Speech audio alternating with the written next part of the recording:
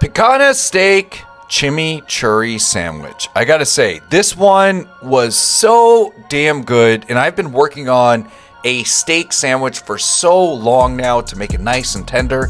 This one, I sous vide, and I'm gonna tell you right now, it came out so damn good. So, without further ado, people, let's make this shit, and yeah, stay tuned.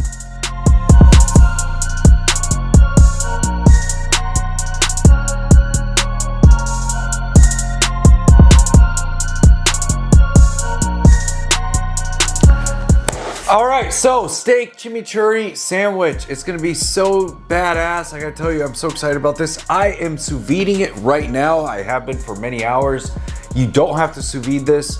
You can just grill it like you want to, smoke it if you want to, but this sandwich is gonna be badass. So, without further ado, people, let's make this shit. Stay tuned. Okay, so we're gonna start off with our chimichurri. So I have a bunch of curly parsley here, which I am going to give a nice fine chop, and use a rocking motion. It makes it a lot easier to chop through parsley as you go. Then some Fresno chilies, about 2 to 3 Fresno chilies. This is optional, but it is essential. And the same thing, slice it up and then rock through it. Give it that nice rough chop, because chimichurri is best when it is nice, fluffy, hearty, and just a rough mix of beautiful herbs. We're gonna move on from this. We're gonna go to some garlic as well. So for the garlic, I'm using 4 to 5 cloves of garlic, and I'm gonna slice through them, and of course avoid the woody bits, and yeah, just give it a nice rough chop as well.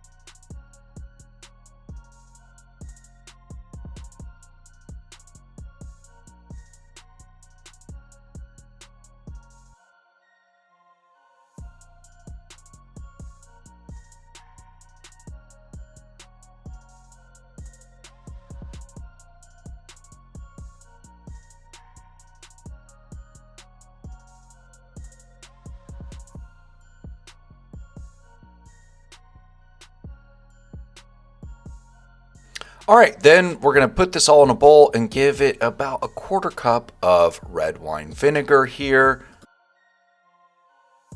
And you can give it a teaspoon of oregano. I would recommend Mexican oregano, but we're also gonna add a little bit of avocado oil here, about 1/2 cup of that. And then salt and pepper to taste, of course, and some chili flakes. The chili flakes, I'm going with about 2 to 3 tablespoons of chili flakes because I like my chimichurri very spicy. Give it a nice mix, set it aside in the fridge, and yeah, we're gonna keep rolling with this. Into a food processor, I'm gonna go ahead and start the cilantro-jalapeño horseradish sauce. So 1 to 2 jalapenos sliced in half. It helps them get blended properly. And then I'm gonna add in about 1/2 cup of mayonnaise. You can also use sour cream, that is a good substitute. And we want 1/2 cup of fresh cilantro, but also, like, just to let you know, people, go full blown with the cilantro if you want to. If you want to walk on the wild side, go full blown.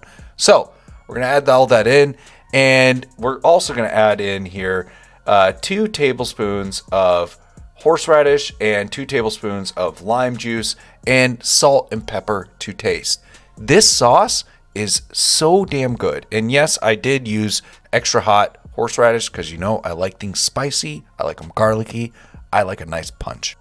And of course, a little bit of avocado oil here, maybe a 1/4 cup, and give it a nice blend in that food processor. Set it aside in the fridge, and yeah, we'll keep rolling with it.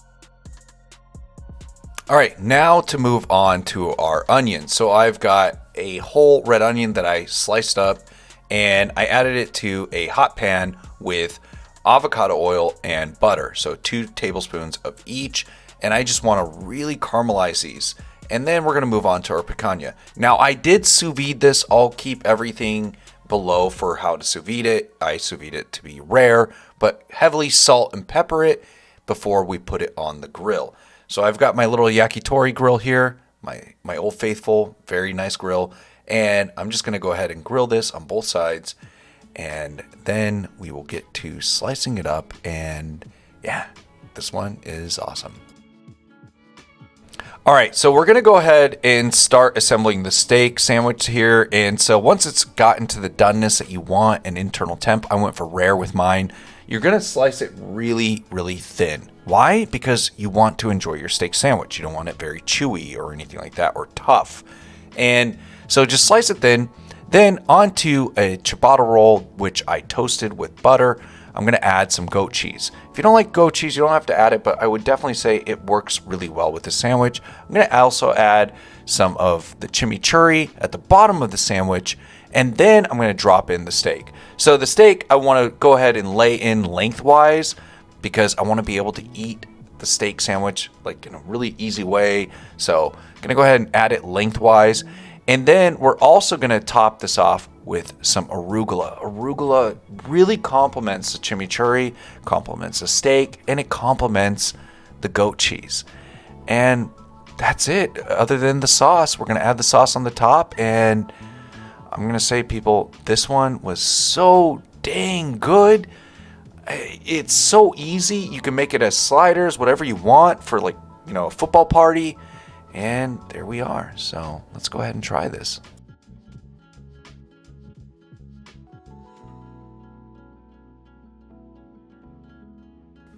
All right, and we're all done. So I'm gonna go ahead and try this, and it looks so damn good. So I'm just gonna dig in. Can I do that? Here we are. All right.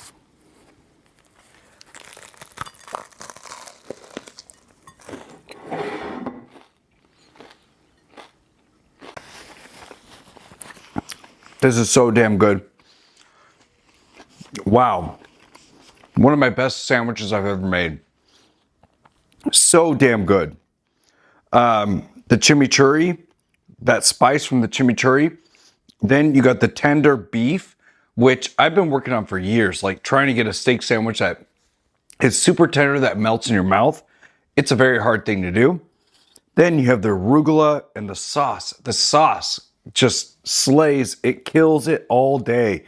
So, without further ado, people, I'm gonna eat this shit. And yeah, cheers. I'm out.